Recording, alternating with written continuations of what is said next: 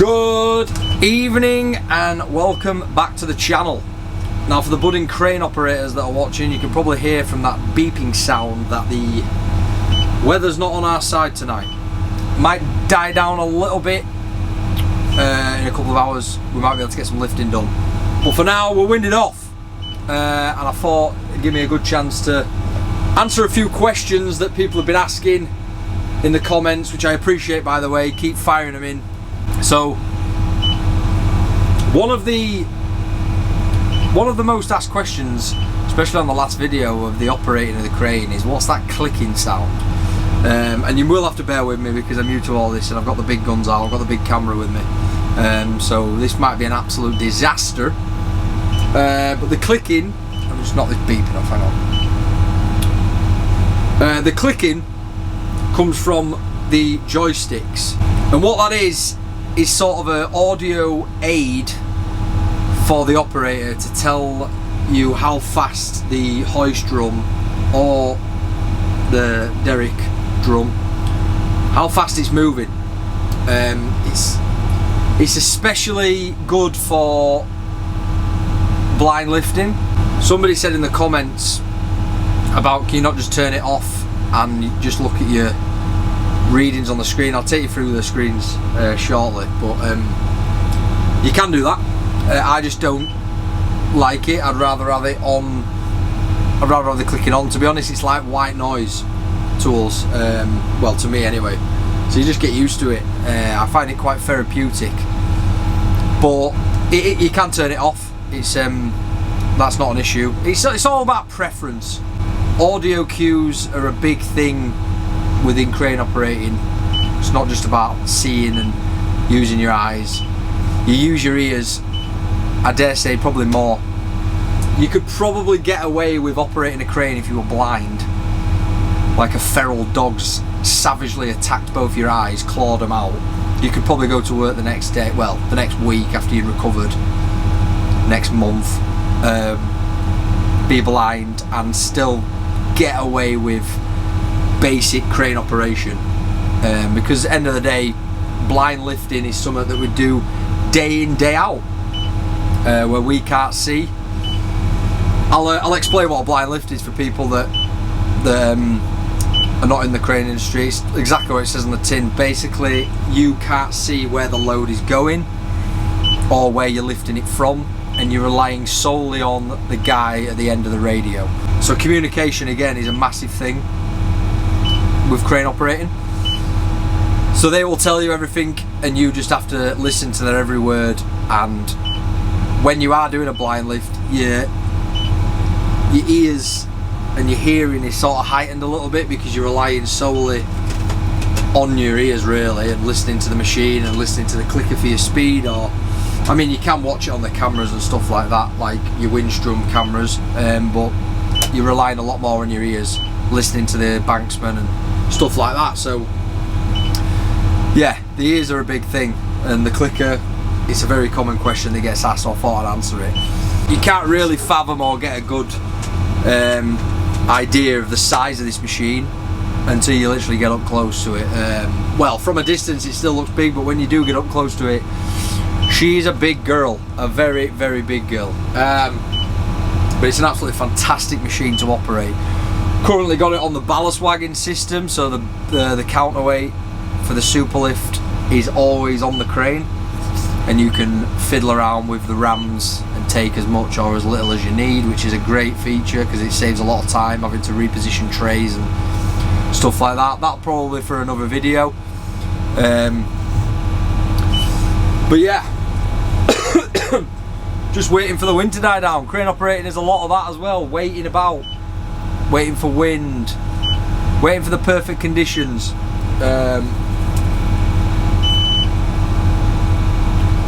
It's dropping a little bit now actually, so we might be able to get some lifting done, and I'll take you through a lift and we'll go through it step by step. These are the screens. Got 3 of them in this crane. The left hand screen, Liber Planner, great bit of kit.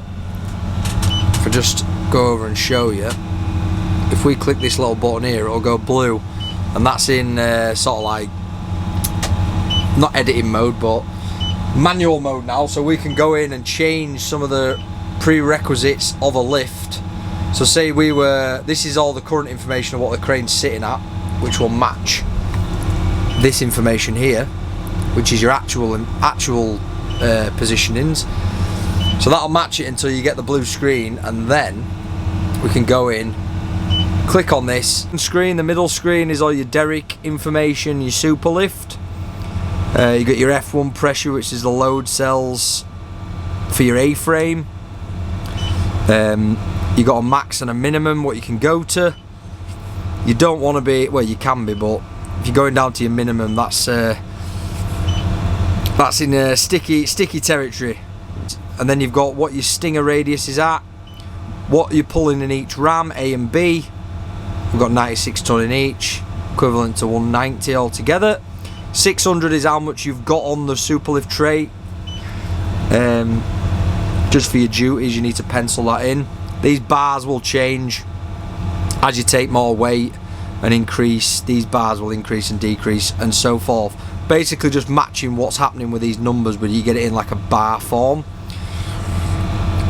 And up top here, this max 3 number is quite important, so this will tell you what you are good for using all of your superlift counterweight. So on down onto your winches. So the first number represents what winch it is. So winch 3, and then the 1 represents what lever it's on, and the levers go, weirdly, the levers go 1, 2, 3. And then the Y and the X, Y is forward and back, and X is left and right. And then you've got the runner winch, which is winch 6 on the second lever, front and forward and back. And then on this screen, the winches, you've got lever 2 and winch 1 and winch 2, both on lever 1, and they're both forward and back, because currently this crane is running 2 hoist drums on a single hook block, which obviously gives you greater falls, which gives you more capacity. And then going through the rest of this screen, we've got rabbit mode for your hoist. This is your capacity, rated capacity indicator. So when that gets up to 90, and then when it gets to 100, it'll cut you out. This is your current capacity, and the top number is, because we're on runner as well, that's what you're good for on runner. And then you've got falls, number of falls, 14 on the big block, 2 falls on the little block. Second box down is what we've got on the hooks already, which is the hook block itself, 22 ton. That changes as you boom up and down, that number does change a little bit. Box below it, 46 meter radius, and the boom angle at 72 degrees. Below that is the boom length, 138 meters. And the box below it is your head height. This one is to 0 off the hook, so it'll go to 0 rather than weighing off the hook. If you want to get an exact weight for the piece that you're lifting, rather than having to do the calculation of taking the hook block weight off, it'll do it for you, netto. And that's to cancel out the alarm for the wind speed, or if you get an error come up, it'll come up in this box and then it'll take you to the error screen.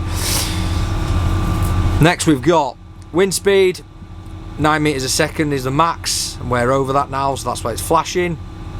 Slew degrees and what speed the slew's at there, so we're over 0, so we're directly over the front. This is your crane level.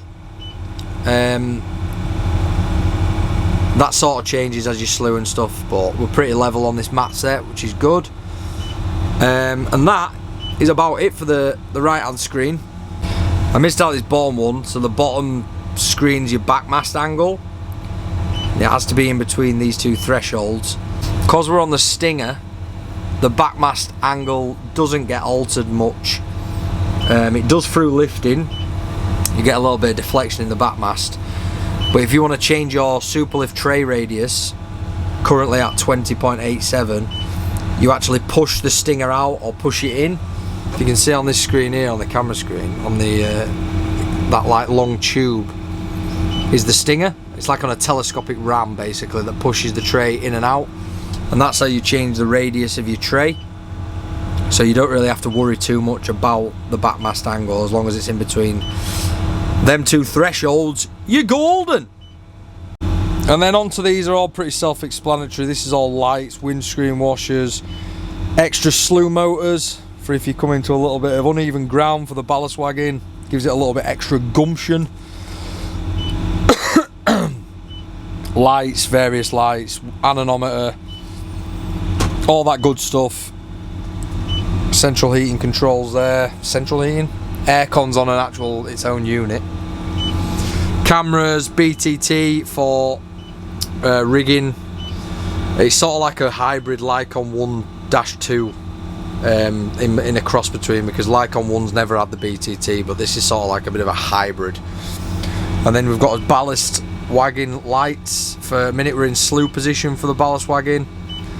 You've got parallel tracking with the tray with the ballast wagon. Then you've got straight lines for when you're coming in and out on your stinger, or tracking in a straight line. And this is for your stinger in and out, your rams up and down that pull more weight or let weight off, put it in the tray. That's to cancel your rams. So if you want to come up a little bit on B or a little bit on A, you'd cancel each one out. This is for your ram on the ballast wagon at the back. So your ram has like so your ballast wagon has like a foot in the middle of it that you bring it down to take weight off the tyres, so you can change the steering modes on the ballast wagon. And then underneath that you've got your different buttons to change your different steering modes, like straight wheels or slew mode. All good stuff. There's a lot of information to take in. It's but once you get used to it, it's like anything in it. It's like riding a bike. You soon get used to it. You soon get used to it.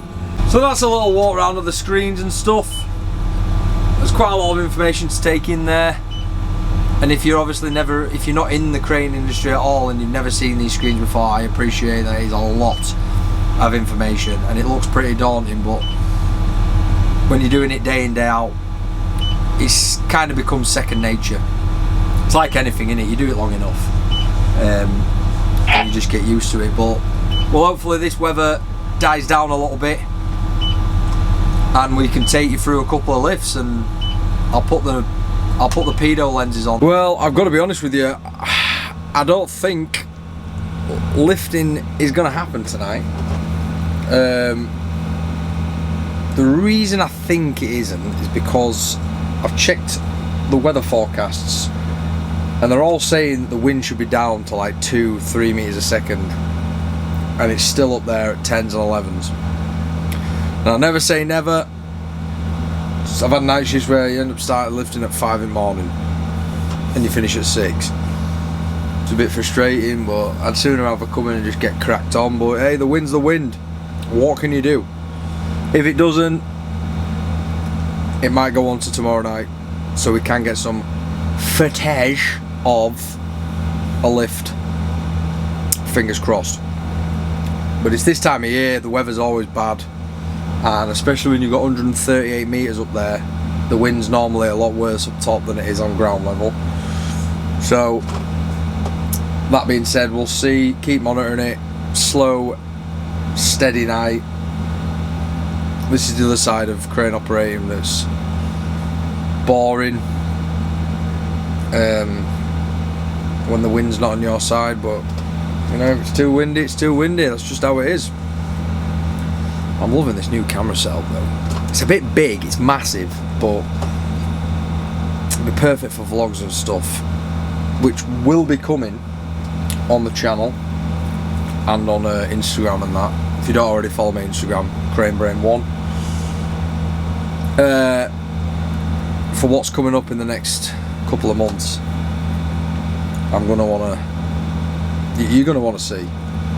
Well, maybe you might do. But yeah, we'll just keep monitoring and see what happens. It's gonna be a long night, a very long night. So the wind has died right off. So I'm gonna track the crane back a little bit, but we're in slew mode at the moment.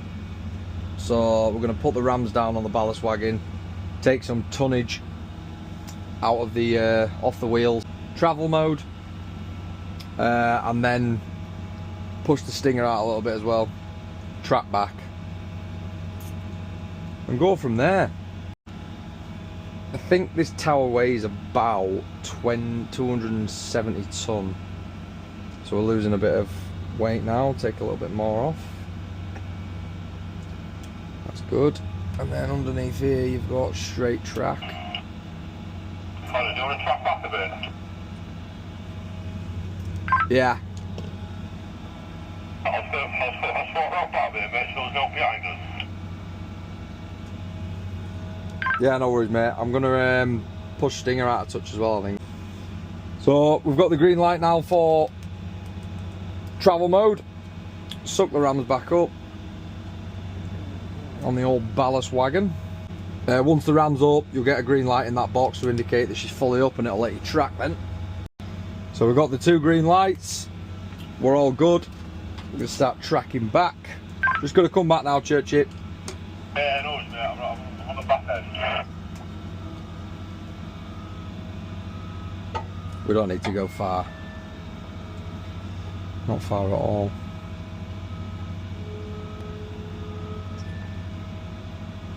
It's got 2 speeds. Got slow speed. If you put her in hare mode, she'll speed up a little bit.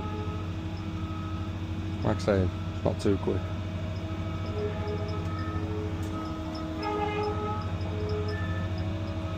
But we don't need to be going too far. Take that off.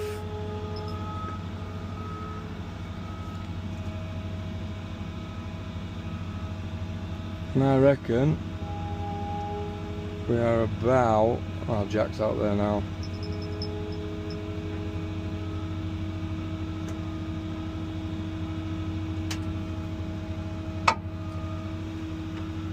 Yeah, that should be alright there.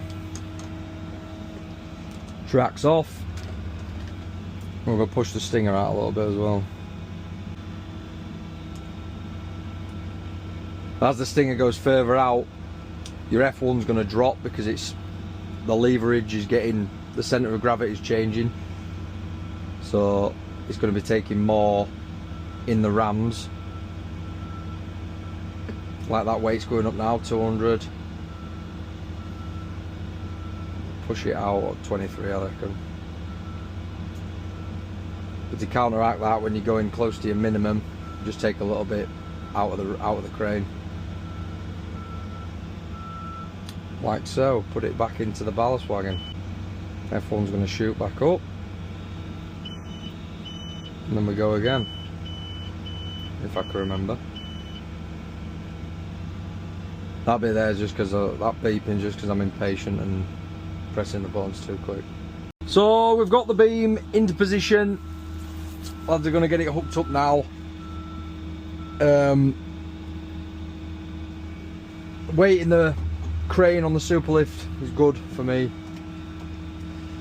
and as we start to gain weight, this bar will start to go up, and you'll see everything working. Hopefully the aspect ratio on these glasses picks it up, but if not, I can take some more in the crane if I need to, with the rams we were speaking about earlier. But we'll get this one hooked up, we'll do the upending, and then we'll get it in position. I'm happy with the radius check over there. I'm happy with the slew path to go in between this tower here, because I was worried that I wasn't going to be able to boom back far enough. So I think we are all good to go. The wind's staying nice and calm. 3s and 4s, all good stuff.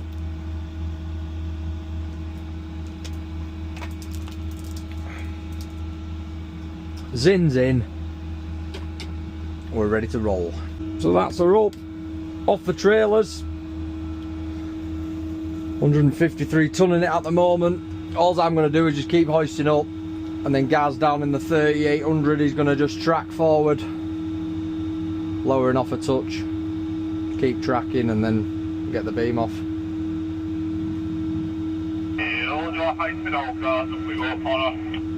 You see, when we started, I was good for 170, but now we've got some weight in the hook, 150 ton. The capacity shot right up because we're utilising some of the superlift ballast, 265 ton in the crane. So I'll just keep going up now.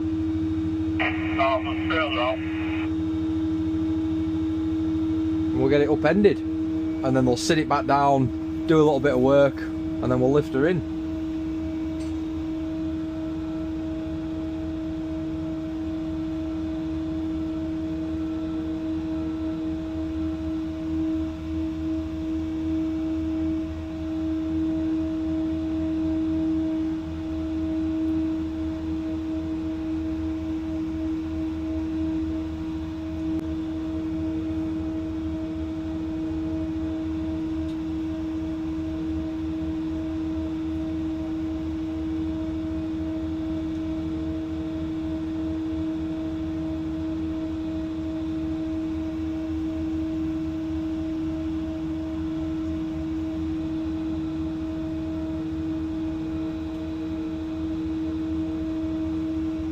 Looking for around the 80 metre mark on his hoist, so I know we're high enough as he's tracking forward and coming down. We're not going to hit the floor, but if it did get to that point, just be able to hoist up a bit more and Gaz keep it up off the floor. It's all about communication. Sort of becomes second nature. The amount of times you do it, you just everyone knows what they're looking for basically. So we're not far off now. I'm nearly coming to my height. Gaz is tracking forward. I don't think I'm far off, like.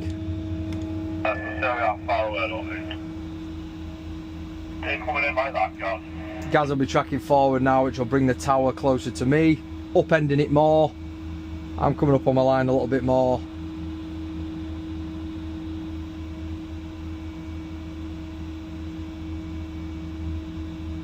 And I'm not far off there, to be honest. Come over a bit more just to give it a lick in.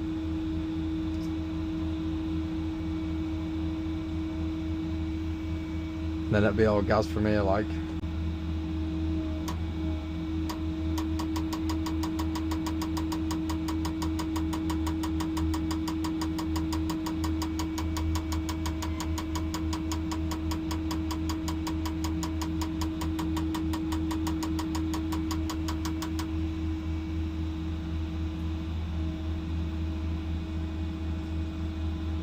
And as he's tracking forward and lowering off, it's just a basic weight transfer to me. We're at 178 at the minute. Let's see what we are when we get the full thing. Just finishing it off now. Like I said, we were at 170. We're now at 230. And I think we've nearly got it all there. We're not far off anyway. Yeah, it's swaying a bit now. So we'll get that dropped over them boxes, we'll do a bit of work inside and get her up. Tidy little operation. Tidy. So, this is where we're at. Screen, numbers looking good. That side, we've dropped 50 ton out of it. It's always important to remember the radius that you've dropped it at and let some weight off, because especially on these, when you take it out of the lifting frame, you have to be really careful that it comes up plumb, because you don't want to get the bolts that are stuck to the bottom of the tower. You don't want to get any of it stuck. But that's where we're at, and that's where it's going. So it's come up, all up is about 270 ton. So from before, when we did a radius check, we've got ample. It's a perfect setup in my eyes. To be honest, you could probably do with the stinger being in a little bit. Doesn't have to be out at 23 nearly. You could have probably done it at 21, but it's nice to have a little bit in hand. You know what I mean? But the lads will be working, doing a little bit of remedial works on that, and then we'll get her put straight in. Happy days. That's where we're going up. Yeah, I'll boom it back to my minimum and just watch us round that tower, and I'll go up and then out. Alright, that's pretty fast. That's her up, out of the frames. We're going to get her up now. Just booming back, cabling up, get it back to a radius where I can pass that tower. And we'll hoy her out 40 odd metres.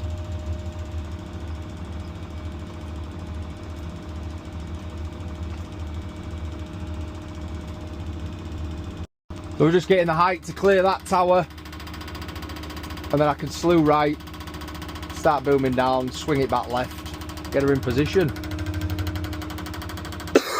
We're on full chat there. The ground is so unlevel, it's horrible.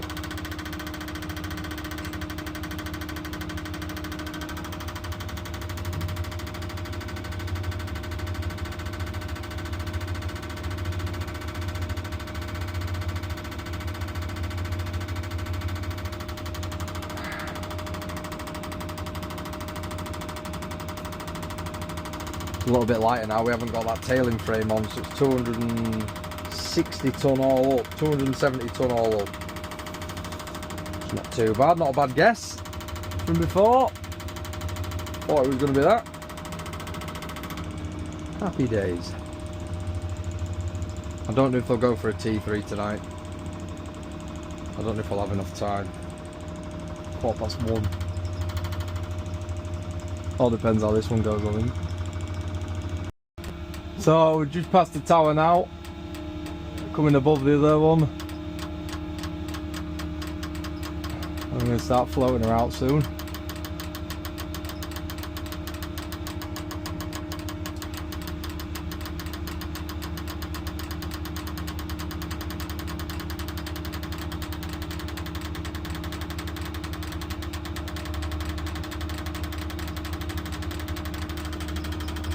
Lovely stuff.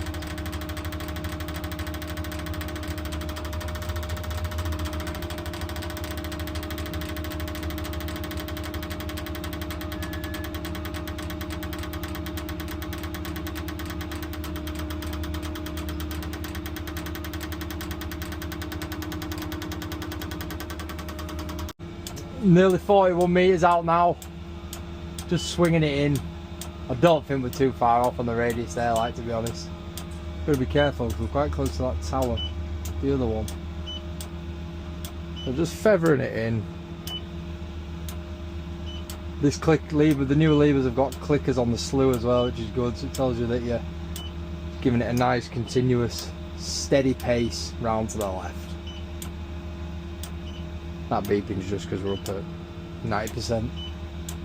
But we've got 100 tonne in the tray left if we wanted to use it, but there's no need. No need at all.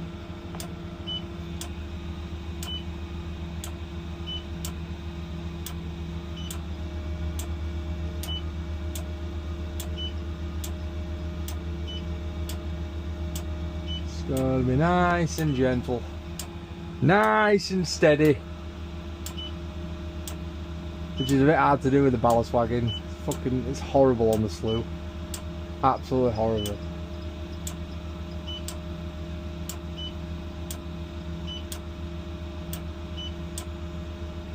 A little bit more.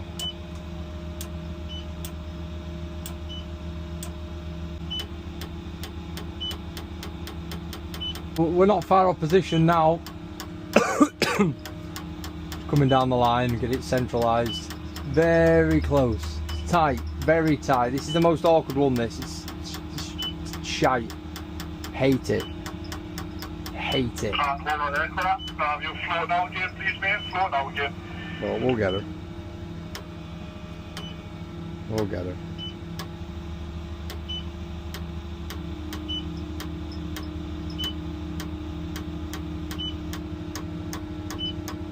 Not much to play with, like.